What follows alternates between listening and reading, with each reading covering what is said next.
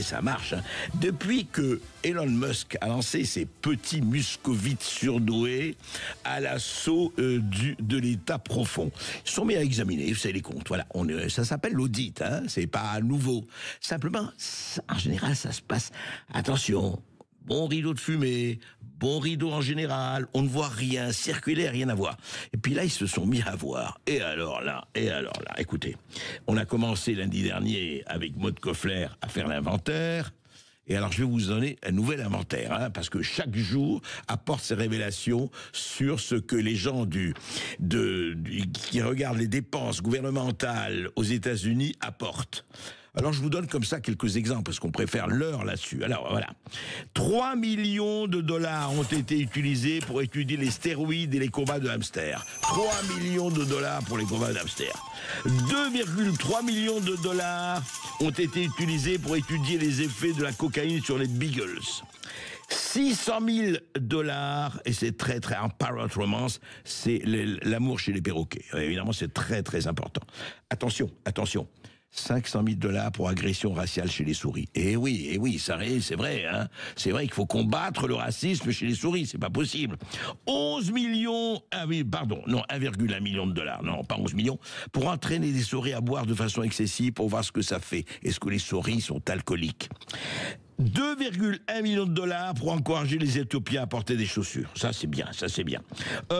Attendez, 187 000 dollars, je vous assure que je n'invente rien, pour vérifier que les enfants aiment leurs animaux de compagnie. Oui, on ne sait pas si les enfants aiment leurs animaux de compagnie. Donc, il faut faire un sondage, une enquête. On l'a fait. Ah, ça, c'est très très bien. 2,7 millions de dollars pour étudier comment se comportent les chats russes sur des tapis roulants. Ouais, non, mais c'est formidable. Alors là, on va passer aux choses sérieuses, hein, parce que c'est pas fini, encore une fois. 10 millions de dollars pour la circoncision médicale volontaire masculine au Mozambique. 10 millions de dollars. 2,3 millions de dollars pour renforcer les voies indépendantes au Cambodge. C'est vrai, la démocratie, elle a besoin d'être... Attendant, on voit ce qui se passe en Europe et aux États-Unis, mais elle a besoin d'être étendue.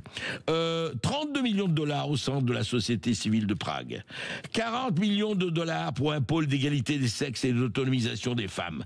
14 millions de dollars pour améliorer les marchés publics en Serbie. Vous voyez? Ah oui, alors ça, c'est très intéressant, c'est vrai. 486 millions de dollars au consortium pour le renforcement des élections et du processus politique, dont 22 millions de dollars pour un processus politique inclusif très important, et participatif en Moldavie. Voilà. 21 millions de dollars pour la participation électorale en Inde, etc. Ah oui, ça quand même, voilà. 20 millions de dollars pour le fédéralisme fiscal au Népal. Voilà, c'est fédéralisme fiscal, c'est important. Et 19 millions de dollars, toujours au Népal, pour une conversation sur la biodiversité. Et oui, les Népalais ne savent pas ce que c'est, il est temps qu'ils le savent. Donc ça vaut 19 millions de dollars, etc. Ah oui, 47 millions de dollars pour améliorer les résultats d'apprentissage en Asie. Et enfin, 2 millions de dollars pour développer des modèles de recyclage durable afin d'accroître la cohésion socio-économique parmi les communautés marginalisées des Roms, des Ashkalis et des Égyptiens du Kosovo. Voilà, les Roms, les Ashkalis et les Égyptiens du Kosovo sont sauvés, modèles de recyclage. Et je ne vous parle pas de ce qui s'est passé par rapport à des ONG, par rapport à des Open Society de Soros, par rapport à tout cela. Voilà, ça se passe, on a parlé, vous savez, lundi dernier, de ce qui se passe avec les journalistes, avec l'AFP, avec un certain nombre de journalistes, etc. Tout ça, eh bien, ça sort, ça continue à sortir et ce n'est pas fini. Ce qui en dit long sur quoi? Et vous savez très bien qu'on commence à parler de ce qui se passe, notamment Sarah Knafo, avec l'Agence française du développement, les millions dépensés ici et là, sans parler de la Chine et de l'Algérie. Hein. Donc à un moment donné, il faut se dire, attendez, qui paye?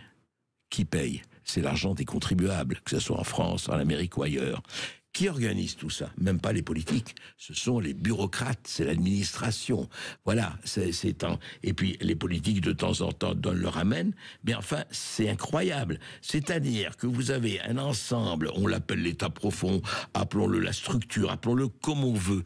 Vous avez une bureaucratie, c'est-à-dire qu'en fait, la démocratie, c'est le pouvoir du peuple par le peuple. Oui, ne rigolez pas tous à la fois. La bureaucratie, c'est ce qui se passe en ce moment.